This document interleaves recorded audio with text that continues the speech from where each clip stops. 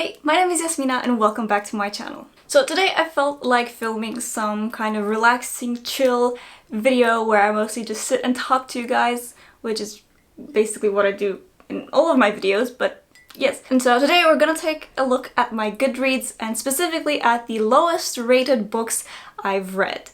And so these are books that are generally rated low. It's not just my rating, it's just their general rating on Goodreads. And let's have a look and have a chat about why maybe their rating is that low and if I agree or disagree with that rating. I first saw this video idea, I think, on Drinking by My Shelf's channel, so I will link her channel down below. Definitely go and subscribe to her. She makes awesome content.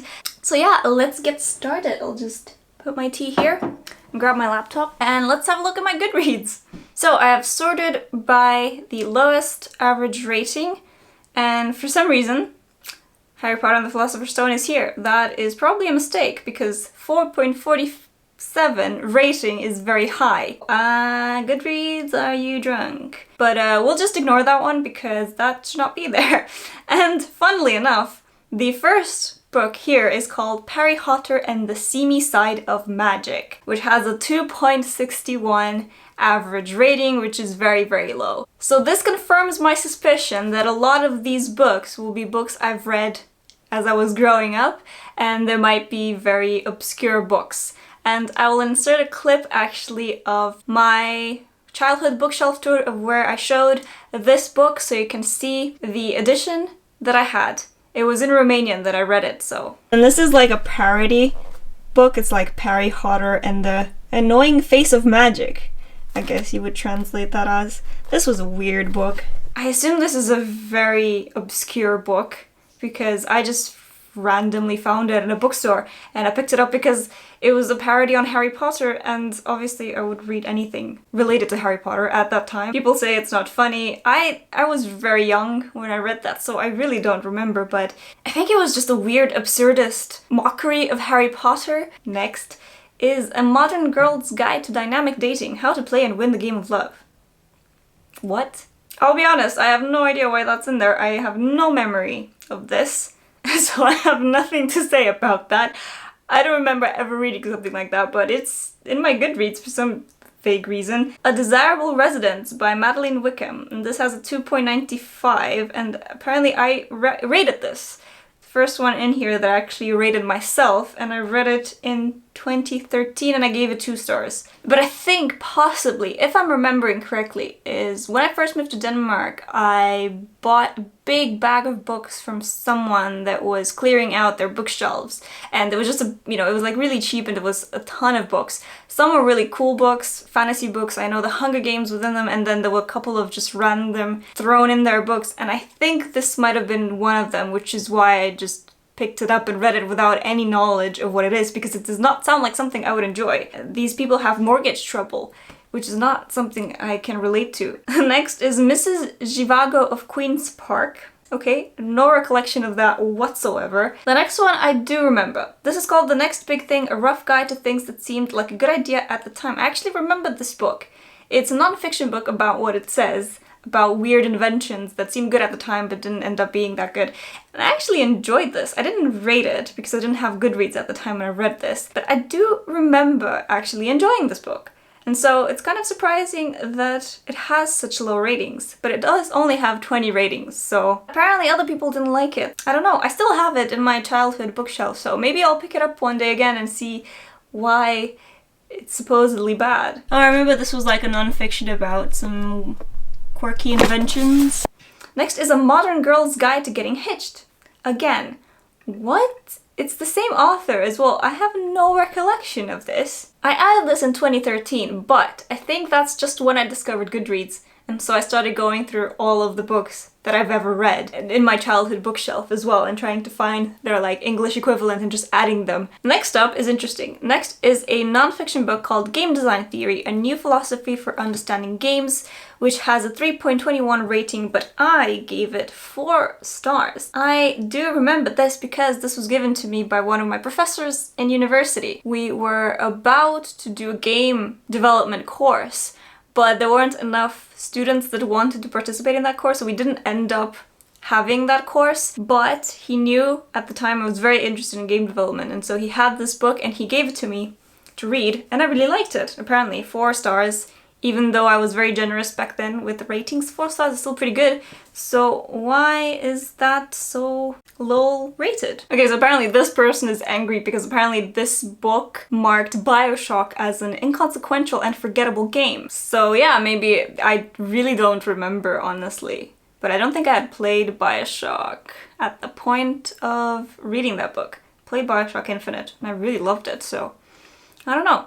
Next is Slam by Nick Hornby, which has a 3.26 stars, and I gave 3 stars to. And again, this is one that I read when I was a teenager because, actually, okay, so I remember this. And again, I'll insert a clip of my childhood bookshelf. This is Slam by Nick Hornby. That's easy to translate. It's literally the same. This was more YA. Well, this is literally YA, but at the time, I think YA wasn't really like an established genre. So this was more sort of YA contemporary. This is right before the YA thing existed. And I remember the Romanian publisher of a lot of like sort of chick lit books I used to read back then started coming out with like the sort of young adults YA titles. They had them marked like they were all black covers and you could clearly see that they were in a series, and I think I had 2 of those books, and one of them was Nick Hornby's Slam. But I do remember it was about teenagers, and one of them was a skater. I think the main love interest or the main character, I do not remember. I've read these books such a long time ago, but I think that was the thing. But yeah, I just thought it was interesting because I remember that was the very beginning of the existence of the YA category, and I remember that very clearly because of the divisiveness of how they published these books in Romanian. All of the chick lit, more adult books were all like pastel colors and pinks, and then they came with the young adult ones, which were all black. And me being an angsty emo at that age was very pleased with that. Thinking back now, that's actually quite funny that they went with that decision. I'm gonna skip some that I really do not remember at all. And let's see, The Sea Raiders by S.G. Wells. Actually, this is a tiny book. It's one of those tiny black penguin books that I read, I think 2 years ago it says, but again, I don't remember, and I don't particularly remember liking it at all, and so that's why I gave it 2 stars. Oh, and the next one. This is the second book in that YA category. This is called The Lover's Zodiac, I guess that would translate to, and this is by a Romanian author, evidently. So yeah, this was the second YA book, I don't know why it was YA, in that collection that I had and owned, but I don't remember anything about it. This one is called The Hypochondriac's Handbook, a disease for every occasion and illness for every symptom, which I also remember reading, but I don't remember anything about it, but I mean, it's pretty self-explanatory, I think, and I was a bit of a hypochondriac at the time, and honestly, I still am. I'm currently reading The Body by Bill Bryson, and it's only making that worse. The next 2 books are actually books I own currently, so let me go grab them real quick. Okay, so this is interesting. The next one is called Bodies of Water by V.H. Leslie, and this is a novella.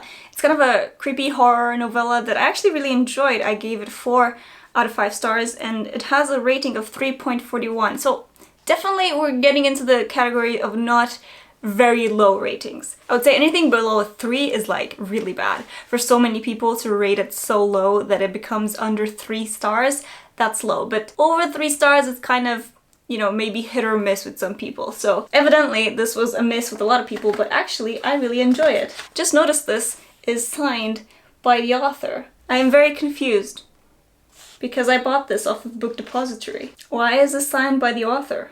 It is with pen also. It's not, this isn't printed, this is with pen.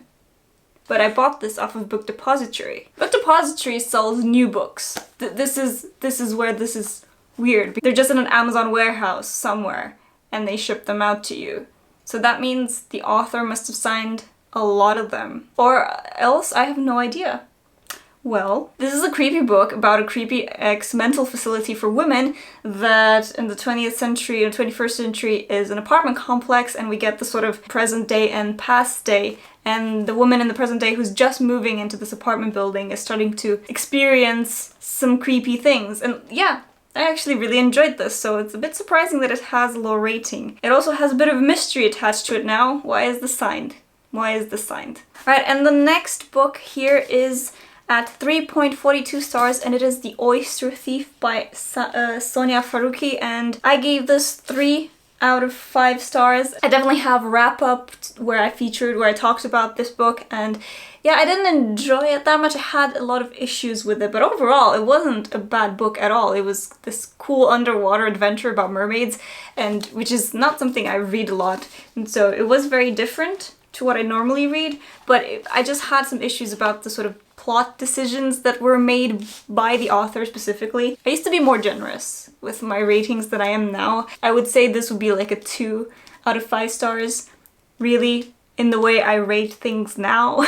Okay, one book here is a witch book, and again, I'll insert a clip from my childhood bookshelf where you can see I had a massive collection of the witch comic books. My whole class was obsessed with the series, the Witch series. Does anyone remember that? Because I was obsessed. Like, there was a cartoon show, right? And then they released some books. I was a massive fan of the show, and I started seeing these books come out, and I bought a bunch of them and read them, and I was obsessed with this. Like, we had a friend group at school, and you know, we were like one of the witches, and it was a whole thing.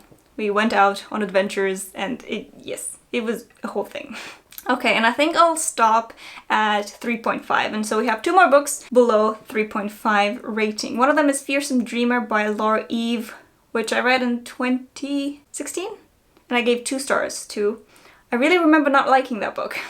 It was supposed to be a fantasy book, but I really did not like it. I remember the plot being really weird, and I was very confused what was happening, and yeah, I just didn't think it was very good. And then the last one is For the Record by Charlotte Huang, which I gave 3 stars to, and it has a 3.49 average rating, which was a YA novel about a band, and it was okay. There's nothing wrong with it.